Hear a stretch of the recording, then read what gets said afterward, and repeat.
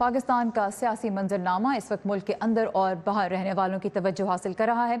साबिक वज़ीर आज़म पाकिस्तान नवाज शरीफ और उनके ख़ानदान के खिलाफ नैब अदालत में आज अल अज़ीज़िया रेफरेंस केस की कार्रवाई का आगाज़ हो गया। इससे पहले एवनफील्ड रेफरेंस केस में 1 साल की सज़ा पाने वाले साबिक वज़ीर आज़म के दामाद मोहम्मद सफदर को अडियाला जेल मुंतकिल कर दिया गया। नवाज शरीफ अपनी बेटी मरियम नवाज के हमरा जुम्मे को पाकिस्तान पहुँच रहे हैं, जहाँ उनकी गिरफ्तारी के वारंट जारी हो चुके हैं। आइए देखते हैं कि साबिक वज़ीर आज़म को एवनफील्ड रेफरेंस केस में 10 साल की सज़ा, जबकि उनकी बेटी मरियम नवाज को 7 साल कैद की सज़ा पर अमेरिका में बसने वाले पाकिस्तानी क्या कह रहे हैं। ये मैं सोच भी नहीं सकता था कि ये हमारे मुल्क में ऐसा हो सकता है। बहरहाल मैं उनको सैल्यूट पेश करता हूँ इस पे कि उन्होंने इन करप्ट माफिया को अंदर किया और ये हमारे मुल्क के लिए बेहतरी है, हम सब के लिए बेहतरी है।